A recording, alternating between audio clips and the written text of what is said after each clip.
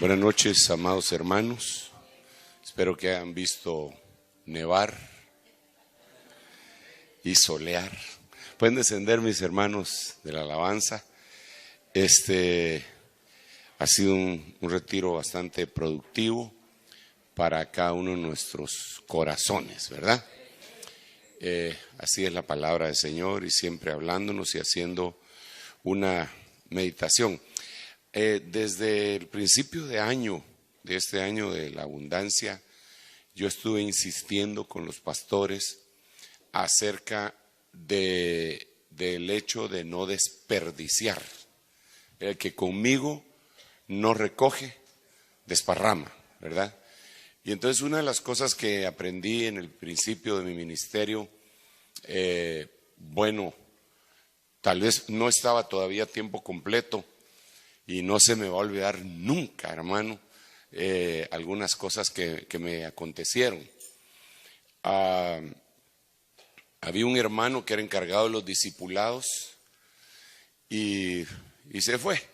Se lo enviaron a ministrar, y entonces el apóstol tuvo a bien nombrarme a mí como encargado de los discipulados de aquella gran misión. Era bien cardíaco, porque yo tenía que tomar las enseñanzas apostólicas y desglosarlas y trasladarlas. Y bueno, eso no lo puede hacer ningún hombre, sino que lo tiene que hacer el Espíritu Santo. Pero yo estaba trabajando en lo secular todavía, entonces no tenía mucho tiempo para estar remachando y escribiendo y cosas así, ¿verdad? Y entonces una noche el Señor me dio un mensaje, pero ya nosotros todos los jueves nos reuníamos, y el Señor me dio un mensaje precioso. Bueno, a mí me gustó, a los hermanos no sé, pero a mí sí me gustó. Y entonces el mensaje se llamaba el desfile de los coatitas. Era una belleza. Y entonces cuando yo vi el desfile de los coatitas, el Señor me lo mostró y me emocioné, hermano. Y entonces tenía que hablar de muchísimas cosas ahí, y entonces me lo disparé el jueves. El jueves que a mí me tocaba, este es el mensaje que vamos a llevar a todos los discipulados, y me disparé el desfile de los coatitas. Hasta un espigando hicimos, en donde posteriormente estaba el desfile de los coatitas. Y en la semana siguiente empecé yo a orar: Señor, necesito el mensaje ahora, así como el desfile de los coatitas quiero. Y no me hablaba el Señor, hermano. Y no me hablaba, y yo iba de orar, y mientras trabajaba: Señor, ¿qué voy a hacer? Por favor, tú me metiste en esto, así que me tienes que ayudar, por favor. ¿Y ahora qué hago? Ya me va a tocar enseñar. Hasta que me habló y me dijo: el desfile de los coatitas yo te lo di para 7 semanas. Tú tenías que haber enseñado durante 7 semanas el desfile de los coatitas. Yo no sabía, Señor. Perdona, por favor. Y entonces aprendí que a veces el Señor le da a uno un mensaje de índole profético o para proclamar, que puede ser único en su género. Pero a veces cuando le da un mensaje de tipo magistral o apostólico, es para desarrollarlo.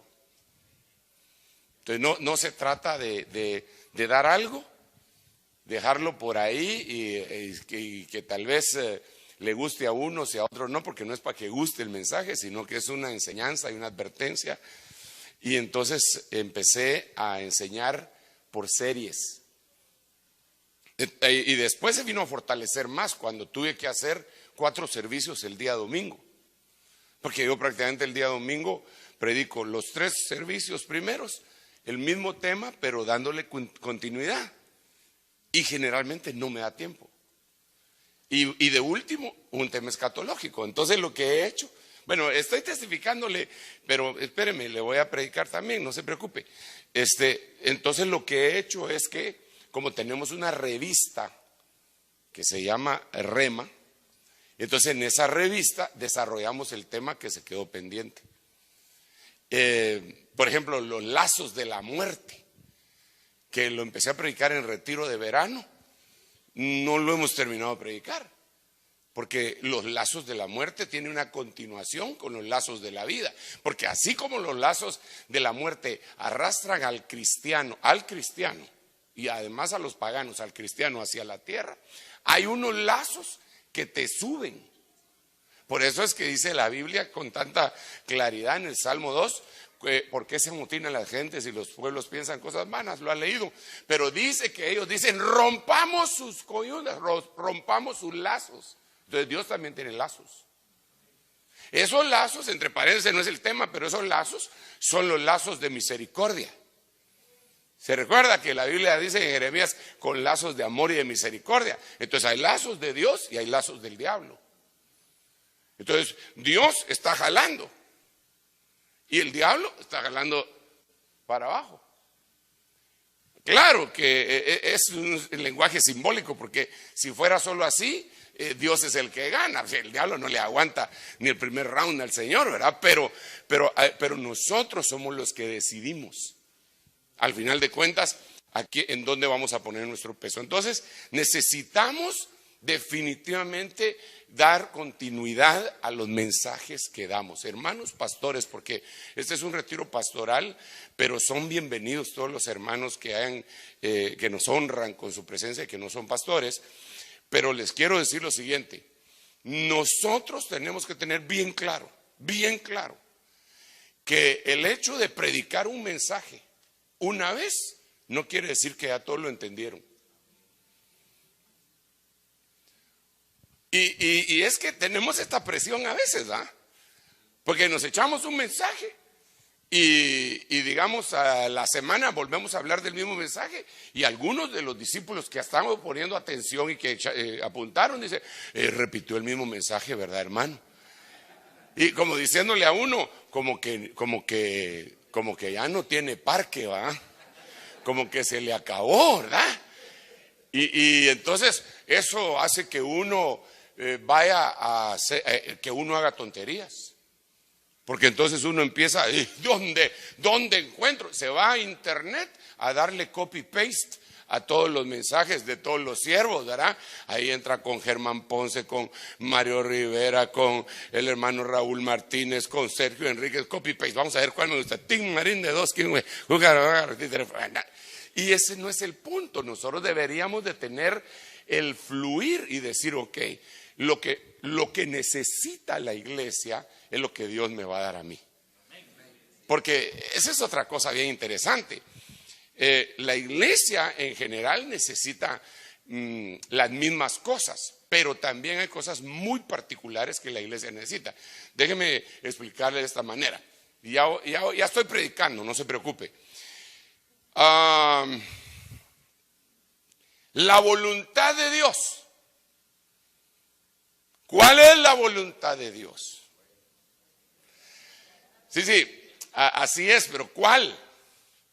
Entonces, la voluntad de Dios, dice 1 Tesalonicenses capítulo 4, es nuestra santificación, que os apartéis de fornicación. Esa es la voluntad de Dios para todos, para todos, para todos, para todos. La voluntad de Dios es esta: que haciendo el bien podamos vencer el mal. Pero esa es la voluntad de Dios para todos. Pero hay voluntad de Dios que es individual para cada uno de nosotros. Entonces yo puedo predicar la voluntad de Dios en general para toda la iglesia, pero el único que puede averiguar cuál es la voluntad de Dios para su vida es el hermano que va definitivamente a ser guiado por el Espíritu Santo. Por ejemplo,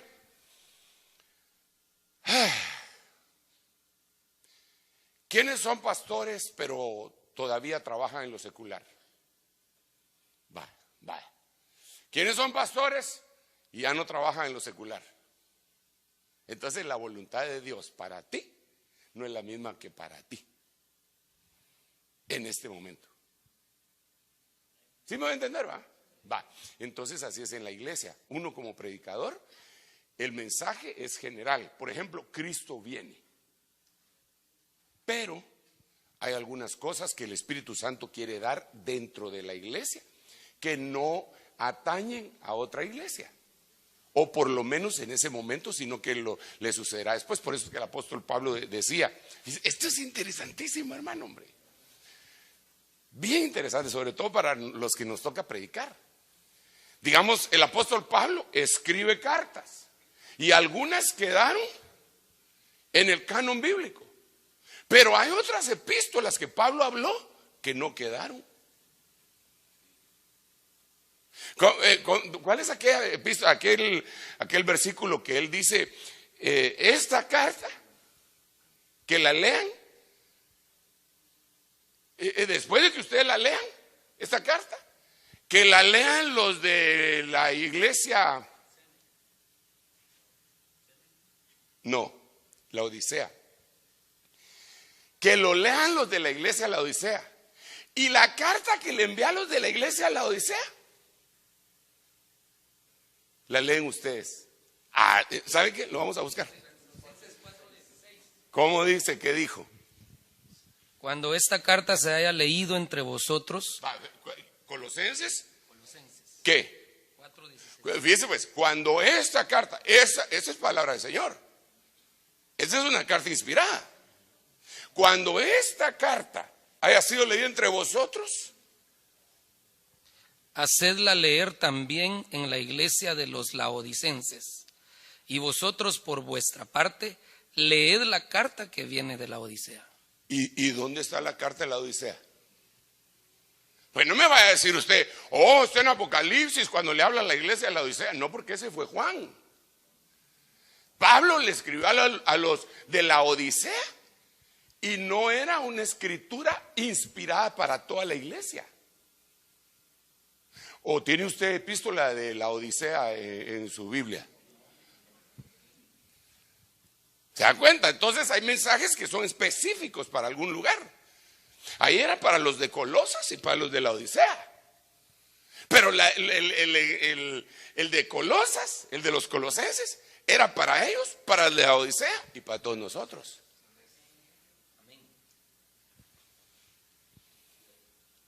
¿Dónde estará esa carta de la Odisea, muchachos? Ay, perdón, hermanos. ¿Dónde? Entonces, debemos estar muy listos en esto, porque hay necesidades dentro de la iglesia que usted pastorea. Digamos, es una iglesia bebé. Usted se va a poner a hablarles de los Nefilim. No, usted primero tiene que hablarles que hay que tratar bien a la señora. Y a la señora que se sujete. Hay que decirle, hermana, sujeta. Eso puede ser entendido de dos maneras, ¿verdad? Doblemente sujeta o el que usted agarró. Bueno, toda esta vuelta para decirle que el tema que voy a predicar es el mismo de la mañana. ¿Por qué razón? Porque el diablo, que el Señor lo reprenda, tiene una puerta de entrada. Y dijimos ya que esta puerta de entrada la define Efesios capítulo 4, versículo 26, en donde él dice, airaos, pero no pequéis. No se ponga el sol sobre vuestro enojo, ni deis oportunidad al diablo. Yo mezclé aquí dos versiones, la Biblia Pratt en el verso 26 y la Biblia de las Américas en el 27, pero no deis entrada al diablo, no deis lugar al diablo. Eso es lo que prácticamente dice ahí. En otras palabras, airarse es algo normal. Todos nosotros, hermanos amados, en nuestro carácter podemos entristecernos, alegrarnos, enojarnos, etcétera. Es más, nosotros vemos al Señor Jesucristo entristecido. Mi alma está triste hasta la muerte. Lo vemos regocijándose. Te alabo, Padre, que escondiste estas cosas de los sabios, de los eruditos, de los entendidos y se la diste a estos pequeñitos, se alegró. Pero también se enojó. Hizo un suchicote. Le tumbó las mesas a los cambistas en el templo 2 veces. Y les pegó. ¿Usted alguna vez le ha pegado a algún hermano? Esta no es una invitación. Lo que estoy diciendo es que Jesús se entristeció, Jesús se alegró y Jesús se enojó. Nosotros también. No me vaya a decir usted que, no hermano, yo nunca me enojo, ni nunca me entristezco, porque estoy al frente de una iglesia, no puedo estar triste. Y, hermano, como un himno, mire, a veces cantamos nosotros cosas que no son muy ciertas, ¿ah? No puede estar triste un corazón que alaba a Cristo. No puede. Bueno, realmente no debería estar triste, porque si alguno vino triste, que haga oración, y si alguno vino alegre, que cante alabanzas, ¿verdad? Pero lo cantamos. Yo un día, hermano, hace muchos años, todavía no estaba llamado al ministerio, andaba trabajando en un pueblito de allá de Guatemala, y entonces la necesidad de ir a la iglesia, decía, ¿dónde estará la iglesia? Que me fui a meter a una iglesia y no había culto, pero había discipulado. Y el pastor estaba sentado y los hermanos hacia alrededor.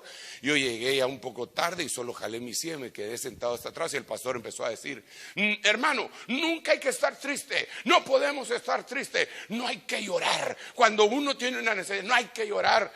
Y yo decía, este hombre está fuera de sí mismo. Entonces una hermanita le dijo, hermano, pero Jesús lloró, le dijo. Pero de alegría, hermana, pero de alegría, le decía a él, era.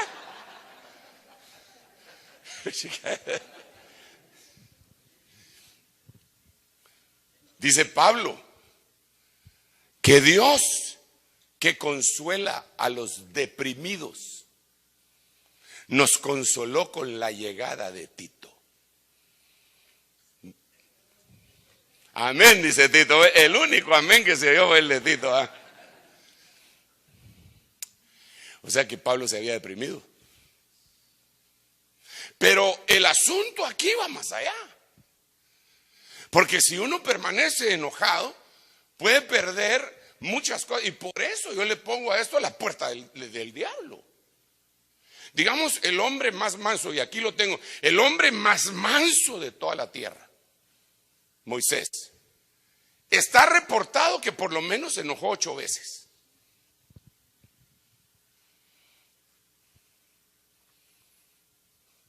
Y le voy a leer los versículos así rapidito porque yo quiero continuar con otras cosas, pero le quiero decir lo siguiente. Dios, cuando toma a uno de nosotros, nos empieza a moldear. Y aquel carácter que puede ser fuerte, Dios lo usa para su obra. Pongamos un ejemplo, Pedro. Pedro era audaz, valiente. Y a veces no solo valiente, sino violento. Pedro no se andaba con cosas, hermano. Él era el más intrépido de todos los apóstoles. Si eres tú, manda que yo vaya a ti sobre las aguas. ¿Quién más se atreve a eso? Ven, y se lanzó.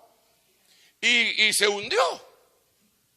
Pero fue el único que al final de cuentas caminó sobre las aguas. Después de Jesús, mire, solo hay 2 personajes en la historia de la humanidad que han caminado sobre las aguas: Jesús y Pedro.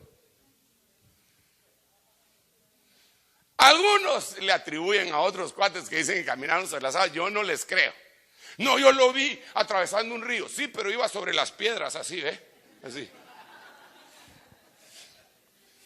Claro que no creo que sea imposible hacerlo, porque el Señor dijo que mayores cosas que Él iba a hacer, porque Él iba al Padre. Ok, Pedro era intrépido, era valiente. ¿Quiénes dicen los hombres que soy? ¿Y ustedes quiénes dicen? Tú eres el Cristo, el Hijo del Dios viviente. No te voy a negar. Ay, Pedro. me vas a negar. No, si es necesario, voy a la cruz. Pero Pedro, hermano, como dicen en mi pueblo, cuando él dijo voy a la cruz, he really means it. Él de veras lo estaba diciendo en serio. Y cuando vino el problema, sacó su espada y tiró a matar. Él no disparó al aire. Él le lanzó el espadazo al pescuezo del sumo sacerdote. Lo que pasa que el otro había visto Matrix y todavía se hizo así, hermano. Pero le pasó volando. Pero sí le había tirado a matar. Ahora, ese carácter impulsivo de Pedro en las manos del Espíritu Santo se paró enfrente de un montón de fariseos. Ustedes mataron al autor de la vida, pero Dios lo resucitó entre los muertos. El que había negado delante de una sirvienta, ahora se le ponía al brinco a todos los líderes religiosos. Entonces, yo no digo que tú que se te quite tu carácter, sino que dejes que te lo moldee el Señor. Porque si queda en manos tuyas ese carácter, vas a hacer destrozos. Y en manos del diablo ya no se diga. Cualquier carácter, si es así todo achicopalado, hermano, y lo agarra el diablo, ay Dios, lo hace pedazos, hombre. Lo vuelve un esclavo. Pero también si es de aquellos así poderosos y fuera, y que gritan y patalean y todo, mejor déjalo en la mano del Señor, porque vas a patalear a la hora de la hora. Yo le contaba a los hermanos pastores que yo conozco un hermano que es bravo. Ese hermano es bravo. Pero cuando él en algunas oportunidades ha puesto su carácter en las manos del Señor, ha hecho milagros. Un día estaba dando una campaña evangelística en el parque central de un lugar de Guatemala que se llama El Store. Y ahí estaban todos y él predicando, y de repente el jefe de la policía, le estoy hablando que en aquellos tiempos en donde uno podía ser desaparecido en Guatemala por las mismas autoridades, ahora es otra cosa, también puede ser desaparecido, pero ya cambió un poquito. Y entonces el jefe de la policía, se calla, empezó a gritar desde abajo, esta actividad no está autorizada, y empezó a amedrentarlo aquí en el púlpito predicando. Yo no sé qué hubieran hecho ustedes, hermanos, o qué hacemos nosotros si cuando estamos predicando en la iglesia un hermano empieza a hacerle caras con la boca para abajo. Eso no es así, y uno hasta se molesta. Y ahí imagínense que el jefe de la policía llegue y le diga así, y usted está predicando a media campaña. El carácter en las manos del Señor, él lo tenía en las manos del Señor en ese momento. Y le habló al jefe de la policía: en el nombre de Jesús, se calla. Hermano, yo no me hubiera atrevido a hacer eso. O tal vez sí, ha usado por el Espíritu Santo, se calla. Yo soy un siervo de Dios, estoy hablando la palabra de Dios, usted tiene que respetar. Y se achicopaló el jefe de la policía, se quedó callado. Él quería callar al siervo y él terminó callado y avergonzado, porque el siervo de Dios se iba a ir después de la campaña, pero el jefe de la policía se iba a quedar ahí. Todos iban a hacer mofa de él. Lo miraban, adiós, jefe de la policía, que lo calla cualquier predicador, o sea. Pero el poder del Espíritu Santo, si tú le entregas tu carácter a Cristo hoy, por favor, yo no te estoy diciendo que cambies tu carácter. Por eso tengo que continuar en la enseñanza, porque no quiero dejar esa impresión. Lo que te quiero decir es que el carácter con el que tú naciste puede tener algunas aristas que hay que lijar y todo lo que tú quieras, enderezado y pintura y todo lo que quieras, pero ponlo en las manos del Señor y Él lo va a utilizar. Amén. Ahora, Moisés, sí le cambiaron el carácter. Se lo voy a leer, hermano, así rapidito. Vamos a ver si lo tengo por acá. Dice en Números 12:3, y aquel varón, Moisés, era muy manso. Más manso que ningún hombre de cuanto había sobre la faz de la tierra. Ya no arreglamos la cosa esa, ¿eh? Tal vez arreglamos en la noche para que se mire todo. Entonces era muy manso. Era muy manso. Era muy manso. Sin embargo, la razón por la que no entró a Canaán está descrita en Deuteronomio capítulo 32 en los últimos 4 o 5 versículos. Si quieren lo leemos. Vamos a ver si lo tenemos por acá. Deuteronomio. Vamos a ver. Gracias, hermano. Gracias. Deuteronomio 32. Hay varios versículos que hablan de esto. Sí, desde el 48 dice, en aquel mismo día habló el Señor a Moisés diciendo, sube a estos montes de Abarim. O sea que habían varios montes, ¿verdad? Que se llaman de un monte, en unos picos. El conjunto de esos picos se llamaba Abarim.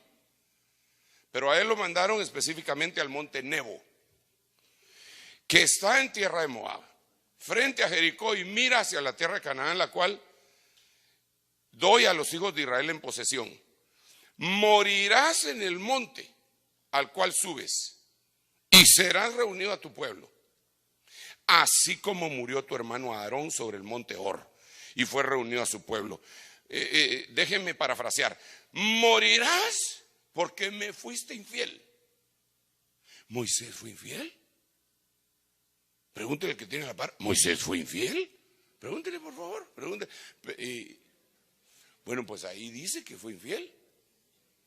Pero ¿cuándo fue infiel? ¿Fue infiel Moisés en algún momento, sí o no? ¿Ah? Sí, hermano, sí, ahí dice. ¿Por qué se me queda viendo como que dice, me quiere hacer una pregunta capciosa? O como dijo un hermano, cacciosa.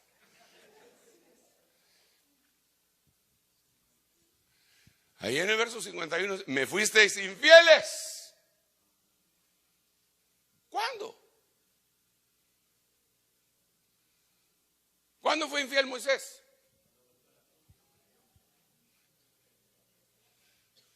Fue infiel cuando Dios le dijo que le hablara a la roca y en vez de hablarle la golpeó. Ahí fue infiel. Ahora la pregunta, porque yo sigo preguntando. ¿Y por qué fue infiel? Por haber golpeado la roca. Porque no obedeció. Muy bien. Me voy a preguntar yo mismo porque ya me di cuenta que usted no me quiere contestar. Entonces no hay problema. Voy a hablar con mi amigo imaginario. Entonces, está bien. ¿Por qué fue infiel? Porque golpeó la peña. ¿Por qué golpeó la peña? Porque se enojó. Y a eso le llama el Señor ser infiel. Lo que pasa es que el Señor a él sí ya le había cambiado el carácter. Porque el versículo que le leí dice que era el más manso de toda la tierra. Y ahora él se enojó, golpeó la roca. Y eso le impidió entrar a Canaán. Ahora, eso es bien tremendo. Porque, mire pues, que Dios nos ayude, nos guarde, nos ayude de veras, hermanos. Porque dice, cuando se destruye Jericó, Josué pronuncia una maldición. Y dice, maldito el hombre que reconstruya Jericó. Sobre su hijo mayor pondrá sus cimientos y sobre su hijo menor las puertas. O al revés, no recuerdo exactamente el texto. Entonces más adelante dice, en el tiempo de, y él de Betel reconstruyó Jericó a costa de la vida de su hijo mayor, Segub creo que se llamaba, Abiram y Segub. ¿Lo tenés ahí? Oiga, ¿qué fue lo que pasó? Ahí está el Mike. Enfríalo, Mike. Dice Primera Reyes 16:34, en su tiempo y él de Betel reedificó Jericó. A costa de la vida de Abiram, su primogénito, puso sus cimientos, y a costa de la vida de su hijo menor Segub levantó sus puertas, conforme a la palabra que el Señor había hablado por Josué, hijo de Nun. Ok, mire pues, si el Señor destruye algo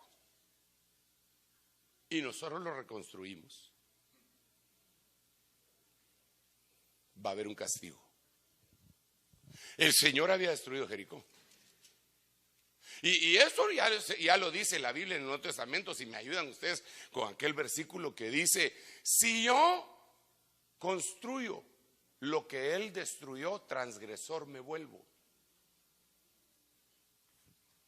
Ahí debe estar entre Génesis y Apocalipsis. ¿Cómo dice Jimmy? Porque si yo reedifico lo que en otro tiempo destruí, yo mismo resulto transgresor. ¿Ya vieron? Entonces, ¿qué le habían destruido a Moisés? El mal carácter. Y lo convirtieron en el hombre más manso de toda la tierra. Y él lo reconstruyó. Bajó la guardia, lo reconstruyó, se enojó y le pegó a la roca. Y al pegarle a la roca, se volvió transgresor. Lo llamó aparte el Señor, le dijo: vení para acá, mijito, mi siervo tan chulo que sos, vení para acá. Y le dijo: no vas a entrar a Canaán. Ya que me están ayudando, hay otro versículo que dice que Moisés murió y que le rogaba al Señor, y el Señor le dijo: basta ya, basta ya, no entrarás. No sé si, ¿cómo lo podríamos buscar? Es de Jimmy, ahorita está, pero puchica, hat trick. O sea, no, entonces no, anulado el gol.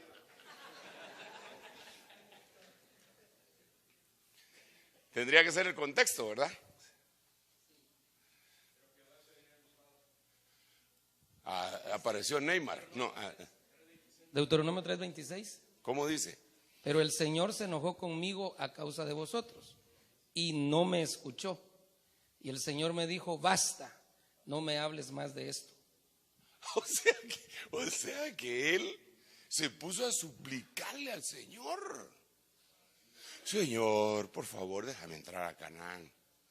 Señor, como cuando un su hijito, un su muchachito, ¿verdad? Le estaba a decir a usted: sí, papi, yo quiero un helado, un helado de fresa. Sí, por favor, aunque sea de chocolate, pues señor, vaya pues, aunque sea de vainilla. Y de repente: basta ya, no puedes. Estás sentenciado que todo este día no te doy helado porque te portaste mal. Basta ya. Ahora me imagino a Moisés. Moisés, hermano. No le estoy hablando de Sergio Enríquez. Estoy hablando de Moisés, el más grande representante de la ley, el hombre ejemplo en Israel, el que abrió el mar rojo, el que le hizo caer 10 plagas a Faraón. Tremendo hombre de Dios. No, a mí eso me pone en qué pensar.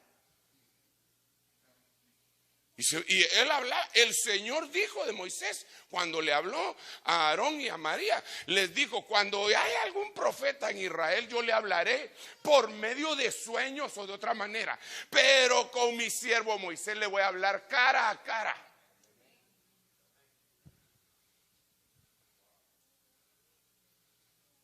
Pero, ay, Padre, ayúdanos, por favor. Cara a cara: Señor, yo soy tu amigo, Señor. Por favor, déjame entrar a Canaán. Silencio. Papito, no seas así. Es que aquellos me enojaron, Señor. Se me subió el mosh. Señor, por favor, a saber cuántas veces le rogó. Hasta que dijo, ¡basta ya! Vaya, a Pablo por lo menos le dijeron, bástate mi gracia, que mi poder se perfeccione en tu debilidad. Pero a este siervo tremendo le dijeron, basta ya. Yo te había cambiado el carácter. Ya no eras bravo. Y ese día explotaste. Basta ya. Hermano, el enojo te puede llevar a perder Canaán.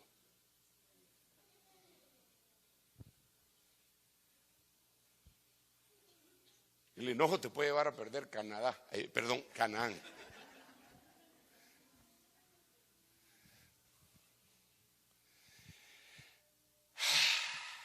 Ahora miremos algunas cositas, porque así rapidito, mire cómo era el hombre más manso de toda la tierra. Rapidito, esto es solo de leer.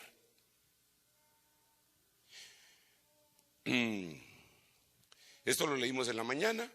Éxodo 32:19. Se enojó, rompió el mandamiento, quebró las tablas de la ley. Miren Números 16:15, también lo vimos en la mañana. Se enojó y prácticamente maldijo al pueblo, porque a los que estaban feos no les aceptes su ofrenda. No se las aceptes.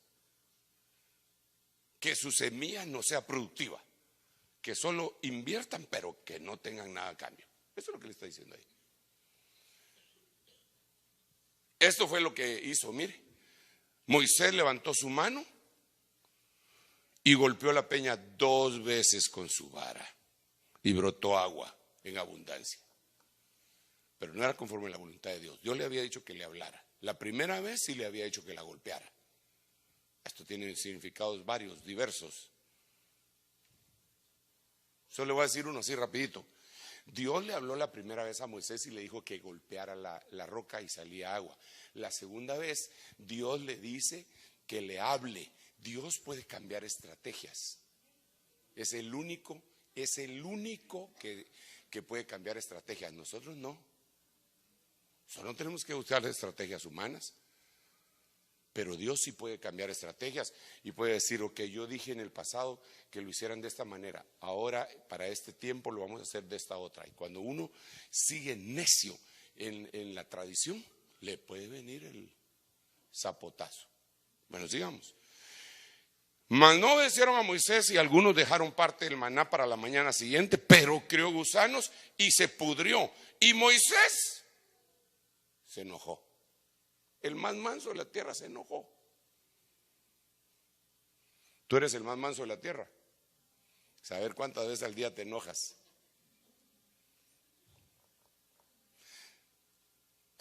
Levítico 10:16. Y Moisés preguntó con diligencia por el macho cabrío de la ofrenda por el pecado, y aquí que había sido quemado, y se enojó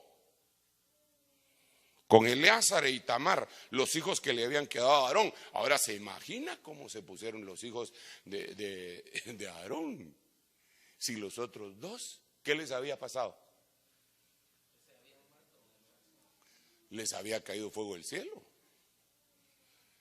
Y estos dos, cuando le dijeron, ¿cómo hiciste? Vamos a ver.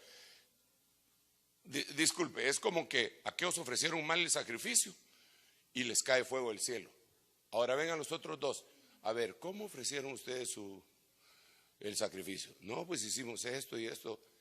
Y se va enojando. Yo digo que ellos han de haber dicho, ahorita me cae fuego del cielo a mí también. Los asustó. Hermano pastor, tú no puedes gobernar a la iglesia de esa manera. Es tan bravo que es. Todo el mundo le tiembla. Si el pastor, una de las acepciones del pastor, de las traducciones del pastor en el idioma hebreo, es amigo. Pues, pero yo conozco pastores, hermano, que las ovejas le tiemblan, pero le tiemblan. Claro, tampoco es como para que hagan mofa de él. Pero hermano, mire, yo conocí una iglesia. Ay, checatay. El pastor era un buen predicador. Y a veces se bajaba del púlpito, así como yo hago. Es que a mí no me gusta estar arriba de la plataforma porque siento que estoy muy lejos, ¿verdad? Entonces, si alguien se me está durmiendo, aquí lo puedo despertar. Despiértate tú que duermes y levántate dentro de los muertos, te alumbrará Cristo. Pero desde allá, hermano, solo que tuvieron un tridente, ni que fuera el diablo, vamos a hacer reprendo en nombre de Jesús. Pero este pastor se bajaba, su iglesia algo grandecita, y entonces empezaba a caminar mientras predicaba, empezaba a caminar así como estoy caminando, se metía entre las filas y toda la iglesia tenía que voltear, se tenía que voltear completamente a donde él estaba, porque hay de aquel que tuviera tortícolis. Y yo platiqué con un hermano que se fue de esa iglesia y me dijo, pues fíjese que fulano tal que había tenido problemas con él, le fue a pedir perdón y se hincó para pedirle perdón. A de veras, le digo, sí, y lo pateó. No te puedo creer, le digo, lo pateó, yo estaba ahí.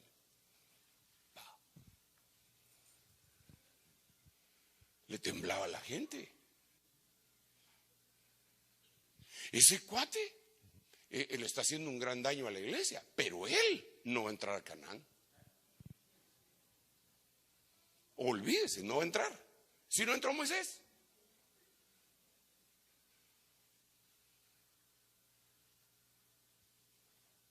Manejar a la gente, manipular a la gente, utilizando el miedo, es uno de los pecados más grandes que puede cometer un pastor. Si te vas de aquí, te va a caer la maldición de Tutankamén. Ese pastor que te digo, llegó a la iglesia una hermana, a la iglesia que pastoreaba mi pastor, porque le gustaba cómo predicaba mi pastor. Es mi pastor, predicaba bien chilero, ¿eh? Entonces, y él predicaba y la hermana estaba necesitada y llegaba a oír y toda la cosa, y se quedó en la iglesia. Y entonces le dijo este pastor, te va a salir cáncer en los pechos. Y entonces ella siguió llegando. Y un día se fue a despedir de mi pastor y le dijo, pastor, me voy de regreso a la otra iglesia. ¿Por qué? Le dijo, porque me salió cáncer en los pechos. Y se regresó. Y se curó allá.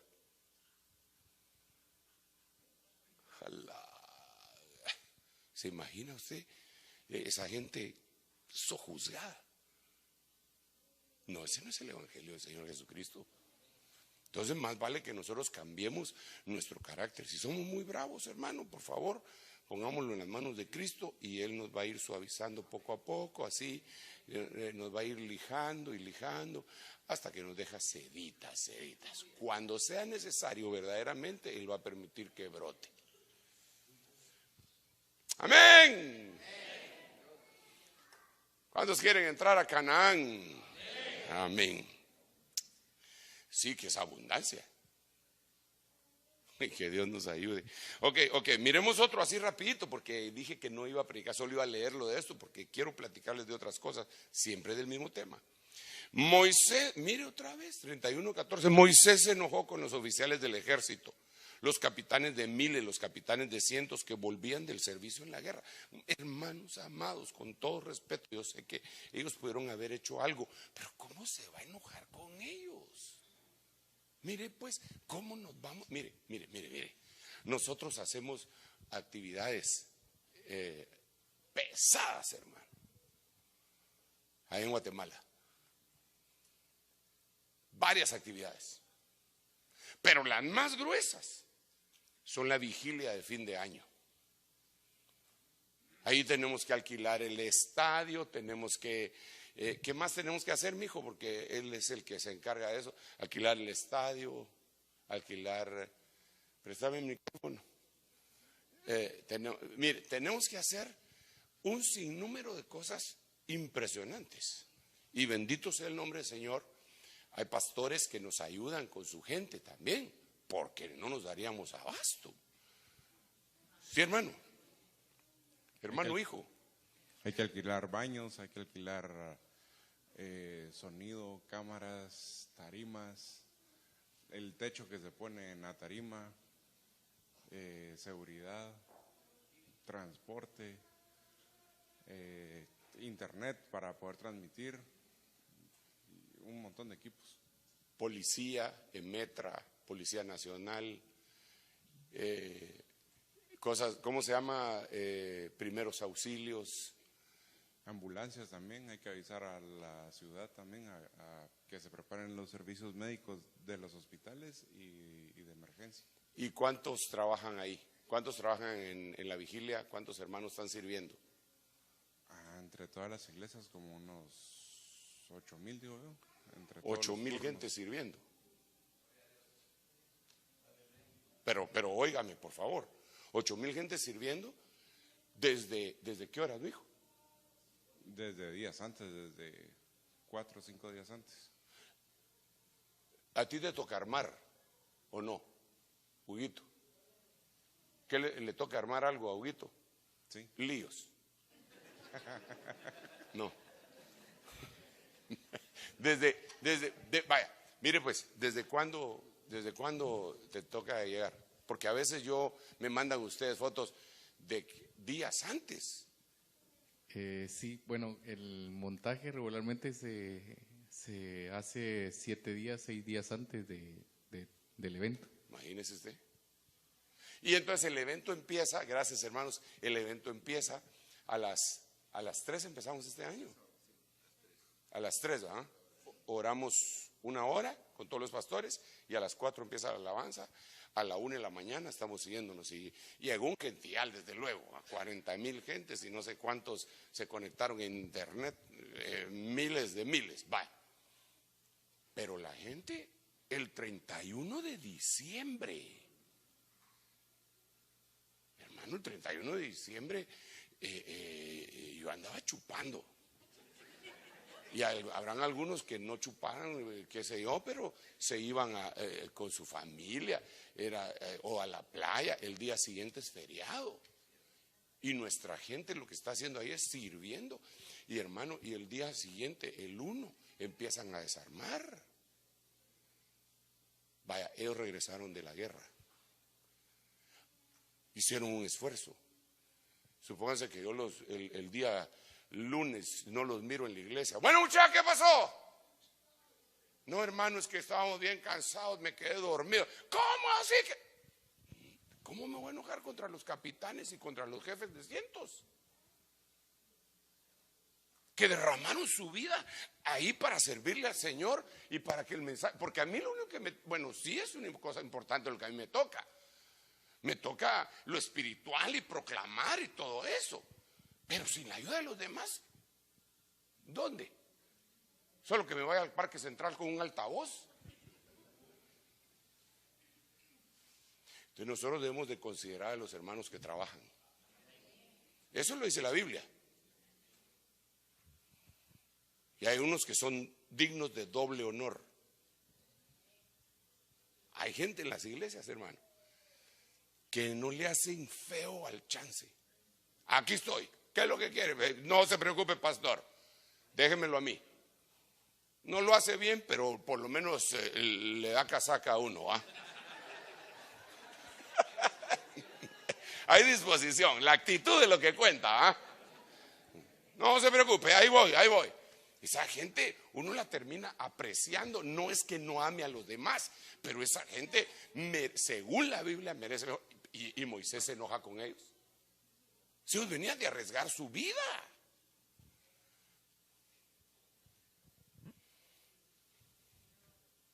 Mi hijo Sergio siempre me dice después de que la actividad, papá, ¿será que podemos invitar a los hermanos a una carnita, que podemos ir a algún lugar, algunos son un montón? Yo hago cuenta, digo, a ver si va, y él se las ingenia, está bueno, le digo yo. Y si te los llevas a veces, va, porque hermanos están en la batalla, están en la guerra.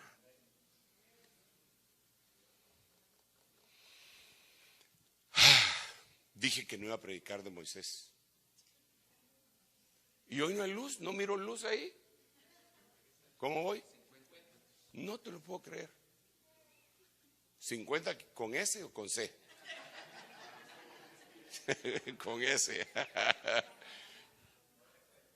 Va, mire cómo era Moisés al principio. Solo estos dos les leo y entonces ya empiezo a predicar. No se preocupe. Éxodo 2:16. Y el sacerdote de Madián tenía 7 hijas, las cuales fueron a sacar agua y llenaron las pilas para dar de beber al rebaño de su padre. Entonces vinieron unos pastores y las echaron de ahí. Pero Moisés se levantó y las defendió y dio de beber a su rebaño. Se enojó. Cuando él vio la injusticia, se enojó. Él así era, hermano. Impetuoso. Y no era un pastor. Eran varios pastores. Y a todos se les puso al brinco. Yo imagino que les pegó. Y mire lo que había hecho antes. Entonces miró alrededor, cuando vio que no había nadie, mató al egipcio. Ese es el carácter de Moisés. Ese carácter que tal vez algunos de los hermanos tienen y que Dios lo quiere moldear. Si tú no dejas moldear ese carácter, te va a conducir a la muerte. Si tú no dejas moldear ese carácter, le vas a abrir la puerta al pecado, al diablo. Bueno, ahora miremos otra cosa. Ya salí de Moisés. En su consejo no entre mi alma. A su asamblea no se une mi gloria. Porque en su ira mataron hombres. Y en su obstinación desjarretaron bueyes. Maldita su ira porque es feroz. Y su furor porque es cruel. Los dividiré en Jacob y los dispersaré en Israel. Note usted que aquí está hablando de Simeón y Leví.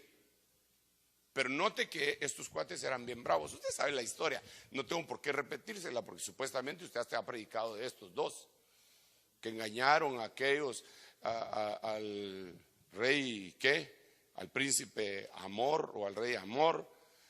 Y hicieron que se circuncidaran y los mataron. Bueno, la cuestión está que la ira, mire lo que hace la ira, mata hombres. Y desjarretaron bueyes. A ver, écheme una mano. Yo sé que a usted, estando aquí, ya se le olvidó el español y no ha aprendido el inglés. A la gran, o sea que... O sea, no, estoy bromeando. Es solo para ver si se enoja. O sea, pero según su conocimiento del idioma español, ¿qué es desjarretar? Google lo sabe todo. Google lo sabe todo. Romperle las patas. Miremos qué dice Google, o como dice mi hermana, Woody. ¿Qué dice Woody? Dice Google. ¿Lo tenés ahí? ¿No tenés internet? Sí. ¿Qué dice? Desjarretar según el diccionario de la Real Academia Española o Wikipedia. Cortar las piernas de un animal por el jarrete, parte posterior de la rodilla. Tremendo. ¿Ah?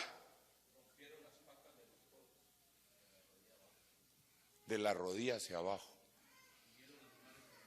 Ahora, mire pues, mire lo que hace la ira y la obstinación. Según la Biblia, ¿qué son los bueyes? Ministros. La ira y la obstinación de los que están encima de ministros, les cortan las patas a los bueyes de la rodilla hacia abajo. Apliquemos la Biblia. ¿Qué les quitan?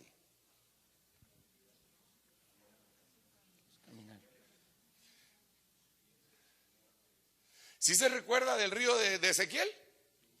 Que mide 1000 varas y se mete hasta los tobillos, mide 1000 varas, se mete hasta las rodillas. El caminar, el llevar el evangelio por todo el mundo. Un ministro del evangelio puede estarle cortando los pies a otro.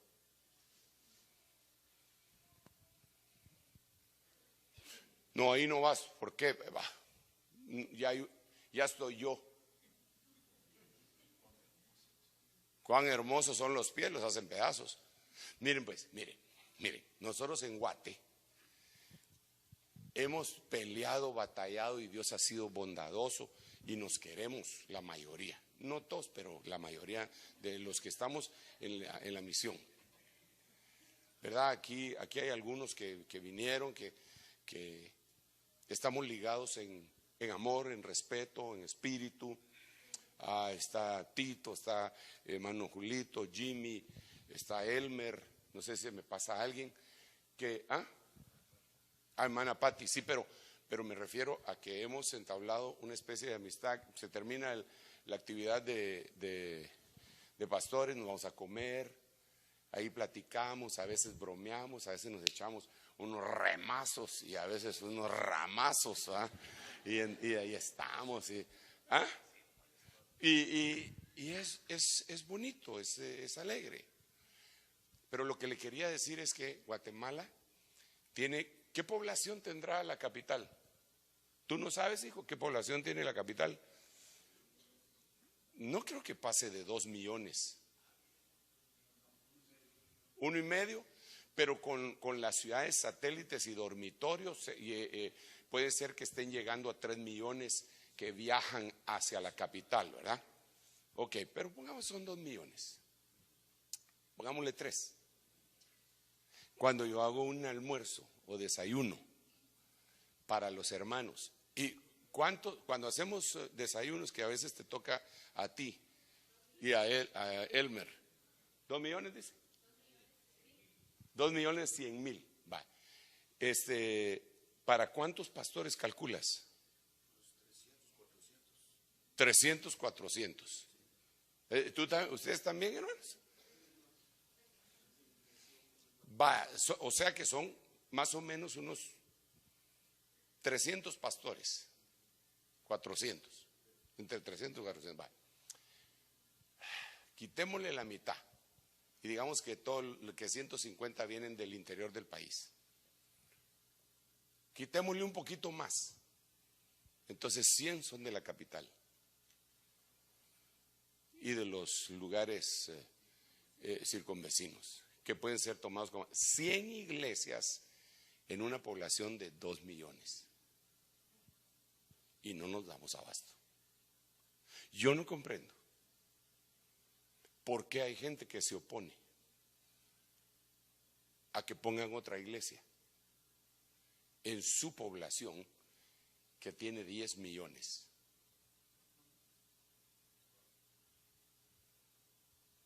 Y él solo tiene 100 ovejas. No, aquí ya no puede haber otra Ebenezer. ¿Cuántas iglesias Ebenezer hay en Shela? 5.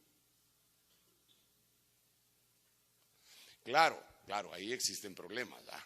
Porque hay hermanitos especiales, con necesidades especiales, ¿verdad? Hay hermanitos que tampoco le atinan, ¿verdad? Y quieren poner otra iglesia partiendo la que ya estaba, ¿verdad? Entonces eso tampoco, ese no es el fluir. Pero si hay 100,000 personas, 100,000 hispanos, 100,000, habría que evangelizar a 100,000, con 1,000 que se convirtieran y llegaran a la iglesia. Pero ¿por qué les vamos a cortar las patas a los bueyes? ¿Por qué los vamos a mutilar? ¿Por qué les vamos a quitar la oportunidad de que se expandan? Y eso lo hace la ira. Qué malo está eso, hermano. Muy malo. Pero no solo eso, les cortaron las rodillas. Y eso es oración. Los dañaron tanto que ya no están orando. Entonces, esos güeyes fueron muertos, pero estos, los que hicieron eso, miren lo que les pasó. No entre mi alma a su asamblea, no se una mi gloria a ellos, a su asamblea, perdón, no se una mi gloria. Maldita su ira feroz. Los dividiré en Jacob y los esparciré en Israel. Tenía un castigo. Di no al enojo.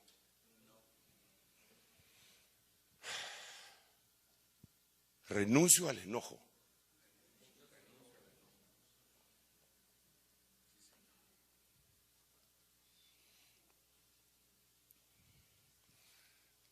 A nosotros nos tienen, Dios permite, hermano, que nos vayan poniendo seditas. ¿Sabe que yo le contaba a ustedes y a los hermanos que, digamos, a mí que me toca viajar bastante, y ahora que ustedes también están viajando mucho, gracias a Dios, en las fronteras, hermano, ahí uno se pone o sedita o sedita. Y a veces es un chiquillo el que está ahí, malcriado, mocoso, pero que tiene autoridad. ¿A qué viene? No, pues hábleme claro. No English. ¿Cómo que no English? Y le empieza a decir a uno un montón de, no sé si lo está maltratando o qué va. Sí, y uno y nosotros somos tremendos, ¿verdad? Porque nosotros tenemos problemas, hermano. Usted mira a un gringo que llega a Guatemala y él no trata de hablar español, él le habla a uno en inglés. Nosotros venimos aquí y no hablamos inglés ni español. Sí, a veces hasta cuando hablamos en español al gringo le decimos, no comprende. Yo no comprende, le decía, o sea que estás en la calle, ¿verdad? Yo no debería hablar algo. No, mire, señor, disculpe, pero fíjese que yo no puedo hablar inglés, yo soy turista, que no sé qué. Y, no, le dice al otro, no Spanish, no, es que yo no English, por favor. Mire, y como hay un idioma que es el idioma mundial. Un hermano que regresó de Israel, le digo, ¿qué tal vos? ¿Qué tal te fue? Cansado, hermano. ¿Por qué cansado? Cansado en las manos de tanto hablar hebreo, me dijo. Y de veras dice que se puso malo el estómago y quería una sal de uvas picot.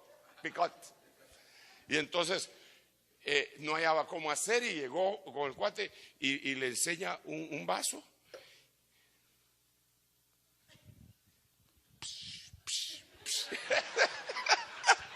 Así me contó él, hermano. O sea que habla con las manos, ¿ah? Bueno, pero volvamos al punto. Ahí o nos ponemos humildes. El que es bravo se lo llevó el río.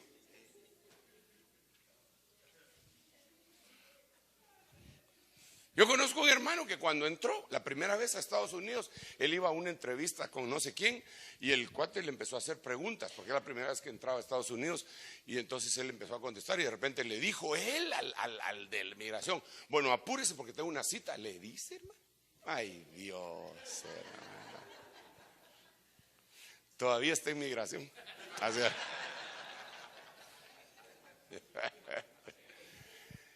Ahí uno se traga su orgullo y su cólera. Entonces yo me pregunto, ¿por qué uno sí puede controlar su cólera ahí y no en la casa? Esa es la pregunta del $1.000.000. ¿Por qué sí puede controlar su ira ahí y no en la iglesia? ¿Por qué en la iglesia sí se pone brincón? Y es una autoridad más fuerte, pero que no es impuesta.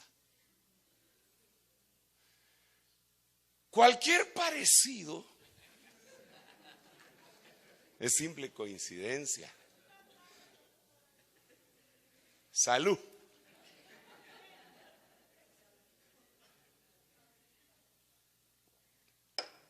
¿Cómo voy?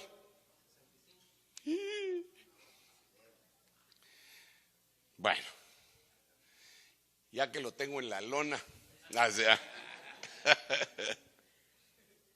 este ya lo habíamos leído. Usías, con un incensario en su mano para quemar incienso, se llenó de ira. Estaba en el lugar santísimo y se llenó de ira, hermano. Y mientras estaba airado contra los sacerdotes, la lepra le brotó en la frente, delante de los sacerdotes, en la casa del Señor, junto al altar del incienso. Gracias, hermana. Creí que me venías a sacar, pero veo que no. Gracias. Un consejo para todos los ministros: no ministremos cuando estamos enojados. Es preferible calmarse o dejar el paso a algún ministro. A mí, por lo menos, ya me han tocado las dos cosas. Han habido oportunidades que me he puesto tan bravo que hasta me pongo a temblar, y otro que predique. Porque si no, voy a golpear a la gente que no tiene nada de culpa. Otra cosa, no nos enojemos en el púlpito. Por ejemplo, a veces nos enojamos porque no llegó mucha gente. Y agarramos el púlpito para apalear a los que llegaron, ¿verdad? Sí, responsables. Pero los irresponsables ni están.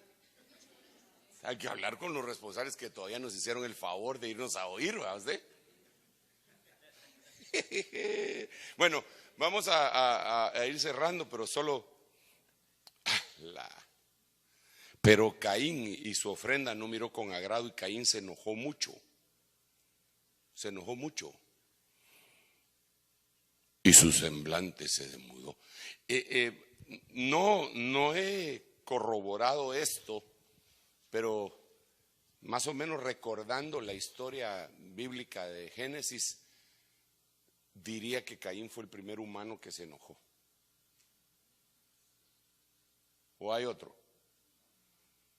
Caín fue el primer humano que se enojó. O sea que si hay alguien que se enoja mucho, hay que decirle: no seas Caín. No, porque entonces se va a enojar más todavía, ¿va? Caído, ¿va? Y usted sabe lo que le pasó. Lo voy a dejar hasta aquí, aunque tengo una serie de versículos más que son bastantes. Realmente son bastantes, son todos estos, ¿ve? Que tendríamos que analizar. Las consecuencias de enojarse, de no entregar el carácter al Señor. ¿Cómo es que decía? Me parece que Otto Porta habló un poquito de eso en el retiro de acá, que decía: la amígdala, ¿eh? Pero aquí sí se mira una amigdalitis tremenda, ¿no? ¿Cuántos quieren entregar su carácter al Señor? Te lo entrego, Señor. Si consideras que tienes un carácter débil, entrégaselo. Si consideras que tienes un carácter muy enojado, por todo te molestas, entrégaselo. No creas que eso es normal. No me vengas a mí con: no, es que yo soy muy sincero, hermano. Yo soy sincera, hermano. Yo digo lo que pienso. No, hermano. El simple todo lo dice la Biblia. Y también dice la Biblia que manzanas de oro con figuras de plata son las palabras dichas como convienen. Entonces no se trata de decir las cosas así abruptamente, ofensivamente. Hay que ser cuidadoso. Padre, en el nombre de Jesús, entregamos nuestro carácter a ti. Si hemos sido acusados de tener un carácter malo, en el sentido de que quizá es débil, quizá no confronta, o quizá confronta demasiado, no importa, lo entregamos a ti hoy, Señor. Haz un milagro en nuestras vidas, para que todo monte se baje y todo collado se suba. para que el camino esté recto, aparejado. Ayuda, Señor, a nosotros tus siervos para tener un carácter apacible, para que podamos apacentar el rebaño, Señor, como tú quieres que lo apacentemos. En el nombre de Jesús, ayúdanos a ser amables, afables, amorosos. En el nombre de Jesucristo, ayúdanos a ser firmes también. Ayúdanos a ser espirituales para poder restaurar al necesitado. Nos ponemos delante de ti. Tu Espíritu Santo es el único que nos puede ayudar. Y aquí estamos, Señor. Perdona nuestras faltas. Perdona las veces que te hemos ofendido, ofendiendo quizá a las ovejas que has puesto bajo nuestro cuidado.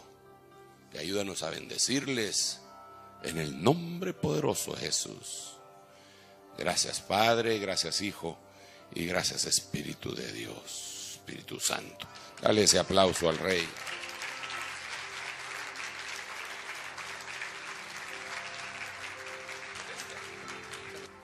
No daré mi vida a nadie más que a